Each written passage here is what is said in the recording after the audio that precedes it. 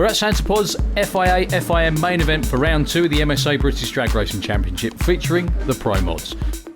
Yeah, I mean, Easter's always tricky. The air's always really, really good, and it was awesome this year. It was around about 300 feet at one stage. The track was cold, 68 degrees, so now we've got the reverse problem. The air won't be quite as good, but the track will be a lot warmer. So provided the track doesn't get really hot, then yeah, hopefully we'll be able to push it a bit harder, and we'll have less risk of hurting the motor, and hopefully we'll go quicker.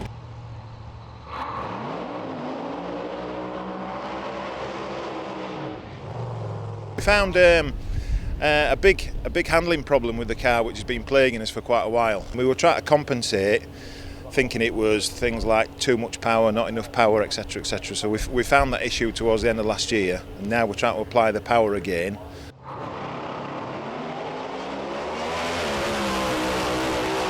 Well, all of us were here last weekend. We put in one pass on Sunday, which was a 6.6 at 2.15, very easy, very safe.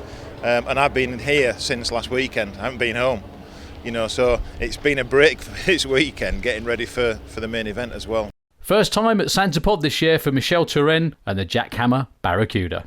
We're working on a new engine this winter with new heads from Post and Drost, and making some changes on the rear axle, new rear axle with new liners, and so to try to get a stable car for the new season. Michel's in the right lane here on day 1 of qualifying. Unfortunately, the car had problems and didn't come out again after Q2. Frustrating start for the Pro Dutch team. But no problems at all for Kev Slyfield, who went straight to number 1 with a great 6.15 at 226 miles an hour. A huge personal best for the Bloomberg team. Yeah, very pleased. Yeah, we had a great first run. I couldn't wish for anything better. A lot of the others seem to struggle, and we seem to be able to get down the track. We're in a nice position. We've qualified quite well, so yeah, we can have a little play now.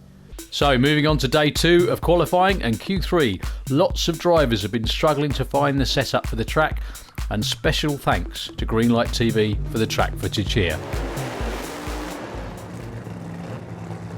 So qualifying with 2 beautiful cars. One from the flatlands of the Netherlands, that's Mark Hartveld with a brand spanking new Superbird, taking on Marcus Hilt. Now Marcus Hilt's got a very similar engine combination to Michel Turenne, and they're kind of taking it easy this weekend just to make sure they don't do any damage.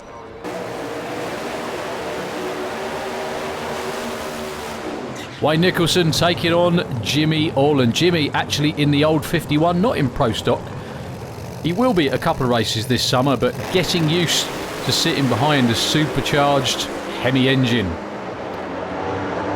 Jimmy moves up to the number 3 spot, and Wayne just a couple of small ticks off a personal best. Whoa, Jean Doulemont goes for a wander. Tries out the traction in both lanes.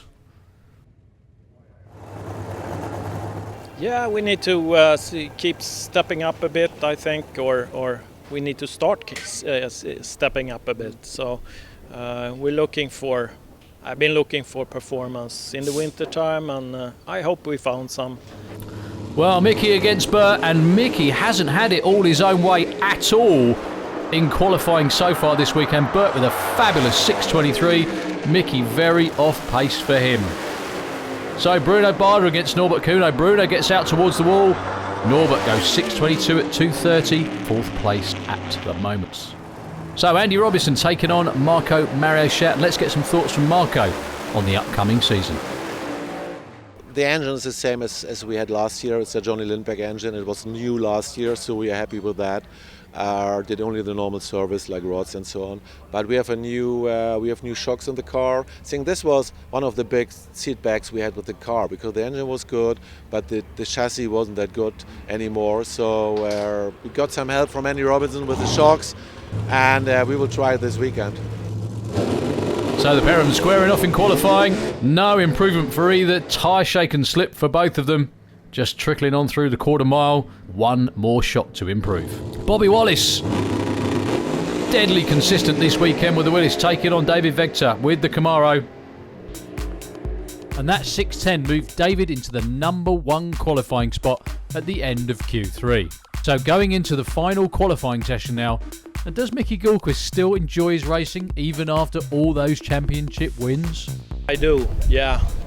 I mean, every race is a new challenge, and we always learn something new, and so it's challenging and it's fun and it's exciting all the times. Fast Freddie Fagerström there. Now, Mark Hartwell is just in the field at the moment, what is effectively a brand new car for 2017. Yeah, it's almost a new car. Yeah, we bought it from America, from Pete Farber, and a guy in Denmark bought it 2 years ago, and it stood for 2 years in his garage. And I gave him a call and said, "What are you going to do with the car?" And he said, "Well, if you want to buy it, it's yours." So yeah, that's why we decided to sell the other car and make a new one. Yeah, we have new heads on it now. And yeah, the car is, I think, 100 pounds lighter as the other one. So the other car was fast, heavy and fast, but now we are lighter. So yeah, we see what's bringing us this weekend. So we're now on to the all-important fourth qualifying round.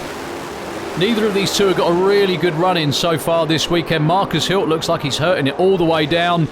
Looks like it let go at the finish line there. 6.55 to him. Mark Hartwell in the sixes. Marcus Hilt absolutely A-OK, but I think at least a couple of burnt pistons in that engine. Fast Freddy versus Håkan Persson. Great to see Håkan over here at Zanzibar for the first time ever with the Viper. Lots and lots of tyre shake for both of them. Håkan blasts on through, but a 6.66, not what he was looking for. Mickey Gilchrist taking on Jean de Le Mans. This is the last of 4 qualifying sessions here this weekend at the main event. And neither of these two have really put in representative runs. Mickey Gilchrist has shook on almost every single run. This is the one, though, where he has to go to the finish line no matter what happens. Oh, my goodness. And when I said no matter what happens, all over the place, just hangs on to it and still goes 6.25 at 2.34 on a very imperfect run. Look at that again. Great pedal job from the guy from Sweden, and multi-time champion as well.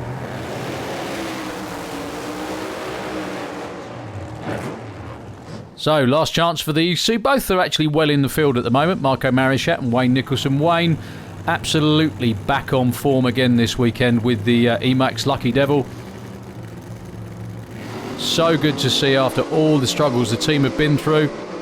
Another strong looking run, but the car makes a move for the wall and he wisely backs out of it. He's already got a decent couple of runs under his belt, and no improvement from Marco either.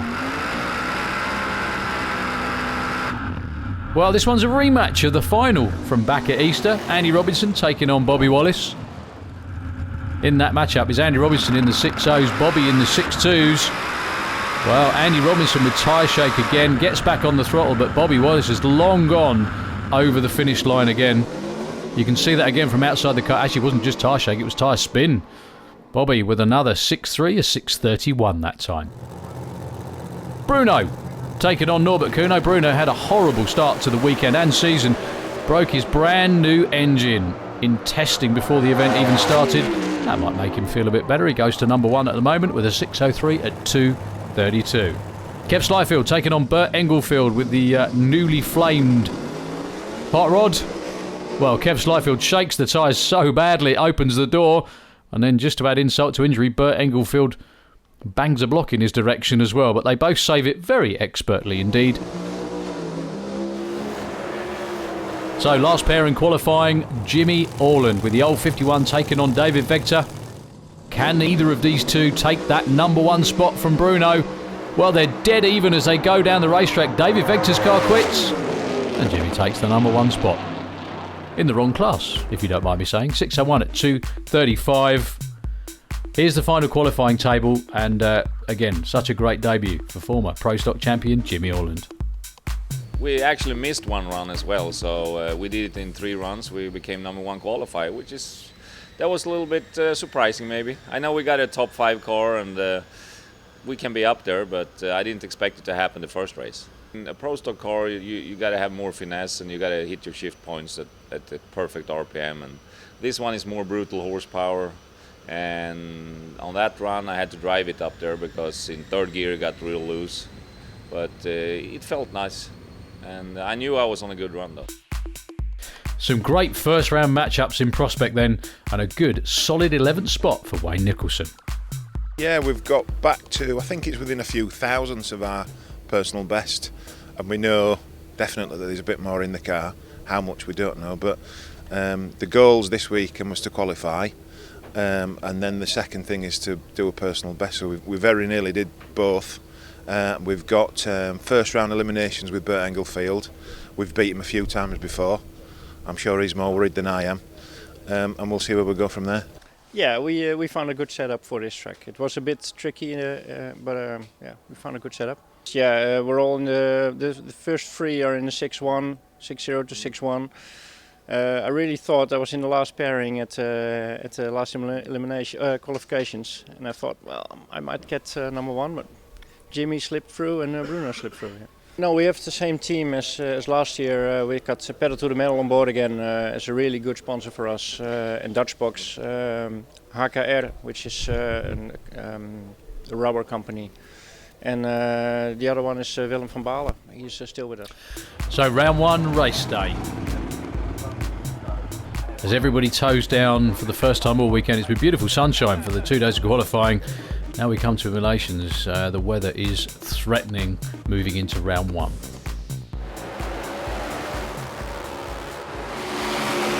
Well, we just saw it in qualifying. It's a rematch of the final from Easter. Can Bobby Wallace turn the tables on Andy Robinson? Andy had an absolutely flawless weekend back at Easter. Some tremendous driving, great tuning, great work from the whole team. He went 6-0s a few times on race day as well. Bobby Wallace tried his best to beat him. This has been a wholly different weekend. Andy Robinson with problems off the start line, and Bobby killing him with consistency with a 6.25, not just consistent but quickest ever. New personal best for him. Well, Marco Marichak qualified pretty well. He thought he'd do better than to get Mickey Gilchrist in round one, to be honest with you. Mickey normally qualifies at the top of the table, not so, around about mid-pack this time round.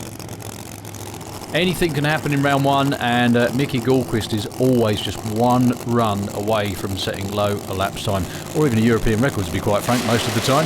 While Marco with a bit of tyre shake off the start line, that is all Mickey Gilchrist needs with his first clean run of the weekend, and it's low ET. 593, 243 miles an hour.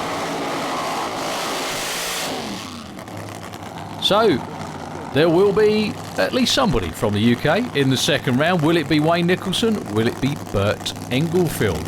I'm not sure whether Wayne's actually been to round two ever at an FIA event with the Emax Lucky Devil. I know Bert has a couple of times, I think, to be honest with you. So, will it be Wayne's lucky day, or will it be Bert? Well, Bert actually gets timed out. Took too long to get into full stage when Wayne was there, so he gets a red light. Wayne Nicholson moves on to round two. Marcus Hilt repaired from that engine damage in qualifying, taking on Norbert Kuno. Norbert's been much more consistent this weekend, had a lot of help from Adam Lambert from the US with the shock absorbers on this car. Dead even off the start line, dead even down the racetrack as well. Looks like Marcus is pulling this one out by a couple of car lengths.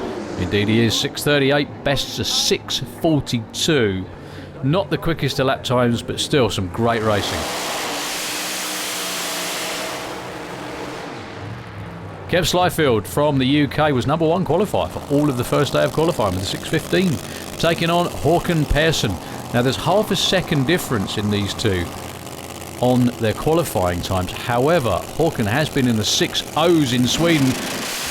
Dead even off the start line. Håkan with a little bit of tyre shake. This one's going to go down to the wire.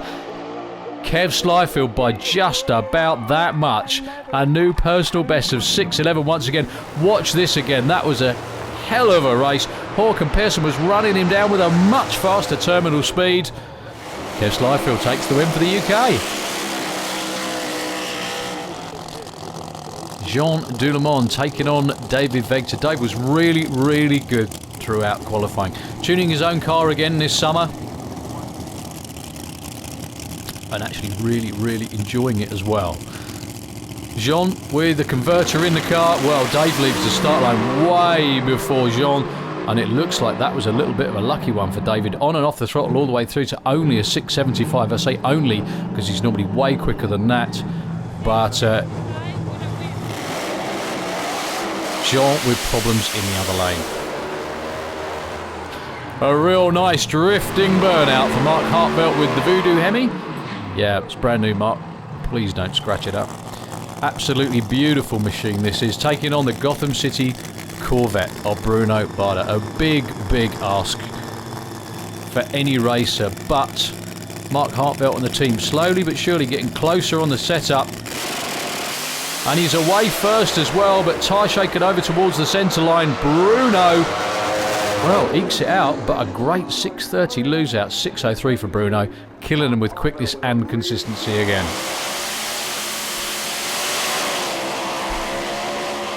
Now this is a matchup we were all looking forward to on race day. Jimmy Orland, his first ever competitive race with the old 51 in Pro Modified. He did run Pro Mod way back when, about 15, 16 years ago, I think, with his own car. Nothing like as quick as this, though. Taking on the legend that is Freddie Fagerstrom. Freddie actually said to Jimmy, great, now you're coming over to drive a real car. But sadly for Fred and all his fans, this time round it was Jimmy Orland with a 6:05, shaking out a 6:29 for Freddie. So let's get some words from Kev Slyfield after that personal best in round one. Yeah, absolutely fantastic. Yeah, it's a good win. Really, really good win. PB. I needed to do a PB to win, so yeah, excellent. And it had to be a race where you're actually on it all the way down because it was so close. Yeah, well, you never know what the guy's doing behind you. That's the trouble. It's you can come past like really fast, so you have to keep on it. Put a smile on your face. It's one decent run and it's all good again. Yeah, it takes about 4 runs to get the car settled. We've been doing all kinds of stuff. We lifted the blower twice. We burned in the last queue because that was some sort of a last chance saloon. I had to get in there. We burned 2 sleeves. We burned 2 pistons. I mean, I didn't see any ugly like that a long time ago. Have you made changes to the car that's caused this, or is it just one of those things? No, the major thing we changed is the blower. We put to a much better blower now, and we have to get adjusted the fuel system to that. What we actually did, we built the fuel system here on track before we started even the car. But that was the first run on the weekend. All other was all over the place and crap and oil on the windscreen. I couldn't see anything on the last run, on the last queue. So, well, between round one and this round two, we have had some spots of rain. The Pro Mods have been frustrated. They've been at the front of the lanes, and hopefully, they will get to see the rest of Eliminations. Well, that gives you the answer. Bobby Wallace taking on Jimmy Orland. This has got to be the race of Bobby Wallace's young career. Even though Jimmy Orland is new to this car and new to Pro Modified again, there's not that many people in drag racing that have as much pedigree as Jimmy does. That's Magnus Pettersson, the car owner, putting him in the start line beams, and Bobby Wallace gets the whole shot off the start line with the nitrous car, but the power of the old 51 at the finish line. Jimmy Orland's first ever 5.96 takes out Bobby Wallace's terrific personal best of 6.22. He couldn't have done a lot more, that young man. That was a great effort. Marcus Hilt taking on Kev Slyfield this time. One of these two going to the semis, and it's going to be Marcus. Kev pulls a cherry on the tree. I think he saw that one, and so did Marcus as well. Just taking it easy, backed off, and rolled on through. This was the championship battle last year. This is also a rematch of the final from 1 year ago today at the main event. Mickey Gorquist and Bruno Barda. Bruno actually won that day with his personal best in the 5.9s. Can he do it again right now? Well, Bruno clearly moved first off the start line, but the big blue Camaro, oh, that was close. 5.95 beats a 6.0. You can always guarantee a tremendous race between those two, and that was another one. Wayne Nicholson with the Emax Lucky Devil taking on David Vector. David with a lucky first round win. I'm sure everything will be nailed down tight against Wayne for this one. They leave together, but going past the tree, Dave's already got this one in the bag. And a 6.13 at 2.36. Well, unfortunately, this was our view from the tower. The rain arrived again and absolutely pelted down for the rest of the day. So unfortunately, eliminations got cancelled. Everyone just took the points that they got so far during eliminations. So after round 2 of the MSA Championship, the points look like this. Andy Robinson hanging on to his lead despite that first round exit. Bobby, Kev and Bert of B&A Racing also staying in positions 2, 3 and 4.